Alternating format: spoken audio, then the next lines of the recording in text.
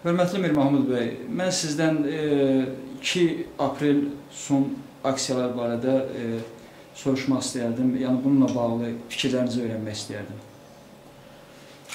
2 aprel aksiyası kifayət qədər Azərbaycan cəmiyyətinə səs salmış və özünü təsdiq eləmiş bir aksiya oldu.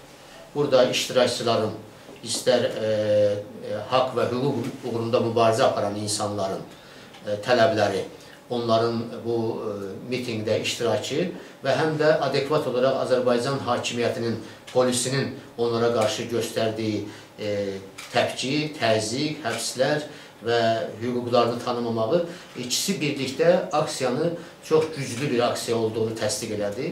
Beynəlxalq aləmin də, diplomatik korpusunda, ATƏT-in də, Avropa Şurası və Avropa Birliyinin də bu məsələlərə münasibəti doğru oldu, yəni adekvat oldu və bütün bunlar hadisənin doğrudan da baş verdiyinin göstəricisi oldu. İlk dəfə olaraq burada Azərbaycan hakimiyyətinin bütövlükdə bir daha öz insanına, vətəndaşına qarşı qərəzliliyi, həbs edərkən onlara anti-insani münasibəti, sərbəst toplaşma azadlığını ümumiyyətlə heçə sayması, insan haqlarını qorumaması və insan haqq və azadlıqlarına qarşı olması özünün əksini tapdı.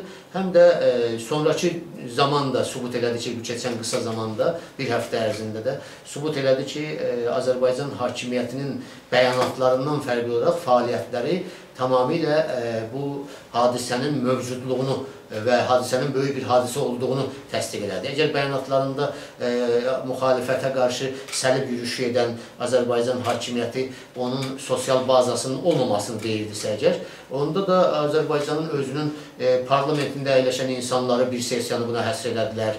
Hüquq mühafizə orqanlarının 2 kollegiyası buna həsr olundu, həm tədbirdən öncə, həm tədbirdən sonra, tədbirin nəticələrinə həsr olunaraq və bütövlükdə Azərbaycan cəmiyyətində ən aktual mövzu 2 aprel mövzusu oldu, həm də dünyanın diqqətini cəlb elədi. 2 aprel Azərbaycan cəmiyyətində haqq və hüquq uğrunda mübarizə aparanların səsini bütün dünyaya yaydı.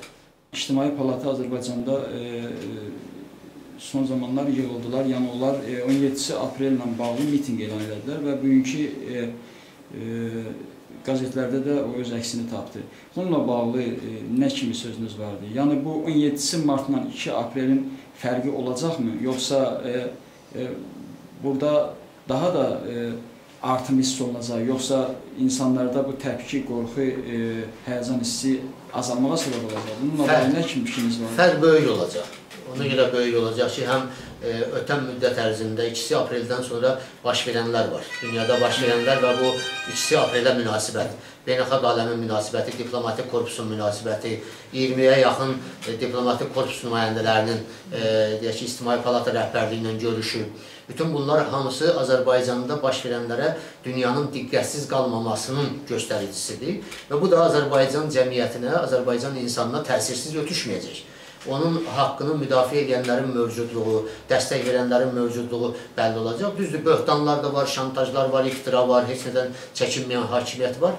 Amma bunlar öz yerində. 17 aprel daha izdihamlı olacaq. 17 apreldə təkcə İctimai Palatanın nümayəndələri iştirak eləməyəcək. Qənaətimizə görə bütövlükdə geniş xalq kütlələrini də əhatə edəcək, siyasi mənsubiyyəti olmayanlar da iştirak edəcək. Və ona görə də biz yəqin ki, bununla bağlı toplantılarımızda bir daha müraciət edəcəyik. Amma fürsətdən istifadə edərək mən bir daha hesab edirəm ki, Klasik Xalq Cəbhəsi Partiyası olaraq da burada iştirakımızla bağlı, o cümlədən də insanlara da, bizi eşidən insanlara, bizi deyək ki, dinləyən insanlara da demək istəyirik ki, bu aksiya daha böyük aksiya olacaq, bu böyük əhatəli bir aksiya olacaq və bu əhatəli aksiyada hər kəsin iştirak eləməyi onun vicdanı borcudur, vəzifəsidir. Nə üçün? Ona görə ki, Azərbaycanda haqq və hüquq uğrunda mübarizə gedir, ciddi mübarizə gedir. Bu mübarizədə hər bir vətəndaş öz əməyini qoymalıdır. Hər bir vətəndaş öz iştirakını onu təmin eləməlidir. İkinci mühüm bir cəhət var ki, ötən aksiyada əgər yalnız bir yer idisə, biz bir yer üçün müraciət eləmişdik, bir ünvan göstərmişdik. İndi nəzərdə tutulur ki, 3 ünvan göstərəcəyik. Hesab edirik ki, Azərbaycan hakimiyyətində də ağıllı insanlar mövcuddur və onlar da yəqin ki, 3 yerə bir yer təklif eləməyəcəklər. 3 yerə üçündən birini və yaxud özlərinin də alternativ olaraq 3 yerini təklif edəcəklər. Bütün bu hallar Azərbaycan hakimiyyəti üçün də, Azərbaycanın özü üçün və dövlətçiliyi üçün də, vətəndaşları üçün də çox önəmli bir məsələdir və Azərbaycanda demokratiyanın inkişafına təkan verən bir hadisədir.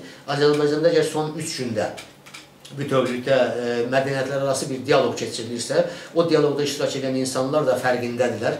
Azərbaycan vətəndaşları da fərqindədirlər ki, bu mədəniyyətlər arası dialoq özünün bütövlükdə Bakı təqdiri əgər möhür vurmaq istəyirlərsə, Azərbaycan hakimiyyəti öz vətəndaşı ilə də, öz müxalifəti ilə də dialoqa getmək məcburiyyətində olmalıdır.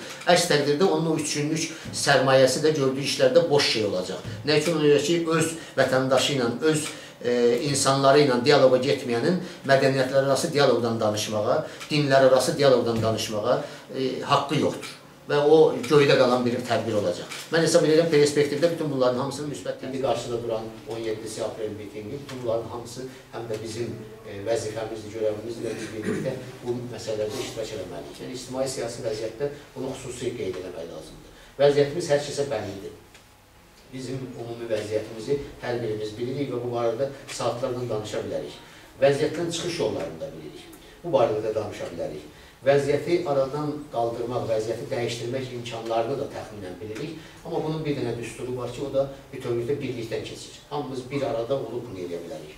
Bizə bəzən iradlar tuturlar, deyirlər, danışırlar, ictimai rəydə məxsus olaraq xüsusi deyirlər ki, yəni biz proseslərdə cəmiyyət olaraq, millət olaraq, nəhayətdə də təşkilat olaraq, Xalq Cəbhəsi partiyası olaraq sanki deyək ki, asta gəlirliklə məşğuluq, geridə qalırıq, hadisələri qabaqlaya bilmirik və s. Bizim məqsədimiz biraz təkcə təşkilat məsələsi deyil. Bizim məqsədimiz bütövlükdə millətin məsələsidir. Buna görə də ciddi bu məsələlərdə iştirakımız olmalıdır. Bizim keçilən yola nəzər salmalıyıq, artıq bizim səhv eləmək limitimiz qurtarıldır. Biz səhv eləyə bilmərik. Nə özümüz, nə dostlarımız, nə bu düşərgən insanları. Yəni, biz bunları artıq elə məsələlər var ki, onlar bizim üçün bitib. Bizim deməli, bircə iştirakdan başqa heç bir yolumuz yoxdur, amma bu bircə iştirakın özündə belə çox diqqətli və açıq gözlü olmalıyıq. Biz ayrı-ayrı situasiyalarda tənbəllik edən, ayrı-ayrı situasiyalarda özünü itirən, ayrı-ayrı situasiyalarda cəsarətsizlik göstərən adamların da bütövlükdə bu məsələlərdə nəzərə almalıyıq. Onların da xidmətləri nəzərə almalıyıq və zaman nəyi bizə diktə eləyirsə, bizim nəyə gücümüz çatırsa, onları eləməliyik və heç kəsin edə bilmədiklərini də eləməliyik. Və biz sahib durmalıyıq problemimizə də, millətimizin sabahına da. Ona görə bizim məsuliyyətimiz daha böyükdür, daha ağır işlərimiz var qarşıda və bu işləri görməliyik. Burada artıq keçiriləcək kütləvi aksiyadır və bu kütləvi aksiyada da biz istəyirik ki, sizin ən yüksək şöbəmizin ən yüksək tribunasından, konferansından da deyək ki, sizlərə müraciət edək ki, burada da yaxından iştirak eləmək lazımdır, burada da rəhbərlik eləmək lazımdır. Amma yenə də həm hüquq çərçivəsində, həm də öz haqqımızı qoruyaraq iştirak eləmək lazımdır. Hamınızı bu işlərdə, bizim bütövlükdə, umumilli işimizdə birliyə dəvət edirəm, birliyə çağırıram və inanıram ki, hamımız yenə də həmişə olduğu kimi yenə də örnek olacaq və işimiz də çox doğru, dürüst olacaq. İşimiz mütləq və mütləq qələbə ilə başa çatacaq. Ola bilər ki, mən qələbəni görməyəm, yaxud kimsə görməsin. Bu o demək deyil. Nə üçün buna arxailıq?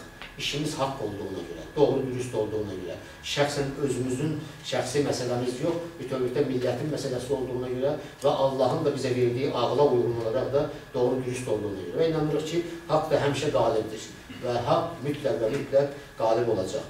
Bu yolda sizə uğurlar arzulayıram, can sağlığı arzulayıram, inanıram ki, qələbəmizi mütləq və mütləq görəcəyik. Torpaqlarımızı da azad edəcəyik. Azərbaycanın bu haqsız və hüquqsuz cəmiyyətini də haqq və hüquq uğrunda mübarizədə qalib görəcəyik, qalib eləyəcəyik inşallah. Orada da biz sıra nəfəri olaraq, bir təşkilat olaraq, partiya olaraq iştirak edəcəyik və o günü mütləq görəcəyik. Bu hüquq və haqq anlamayanlara da onları mütləq və mütləq başa salacağıq, inandıracağıq və onlara da göstərəcəyik ki, haqqı və hüququ necə qorumaq olur. Onların da haqqını və hüququnu qorumaq bizim borcumuz olacaq, boynumuzun borcu olacaq. Nə üçün? Ona görə ki, onlar da çox haqsızdırlar və hüquqsuzdular, özləri də. Haqqı, hüququ olan, ağlı başında olan adam rüşvətxor olmaz.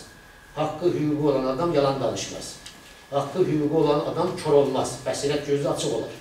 Onlar bilərlər ki, halal nədir, haram nədir, ədalətli nədir, ədalətsizlik nədir və heç kəsin də haqqını yeməzlər. Bu yolda sizə uğurlar arzulayıram və inanıram ki, qələbənizi mütləq və mütləq birlikdə qeyd edəcəyik. O qələbə millətimizin qələbəsi olacaq, xalqımızın qələbəsi olacaq və bu millətin, bu xalqın bərpa elədiyi dövlətin qələbəsi olacaq. Bu yolda sizə uğurlar arzulayıram, təşəkkür edirəm.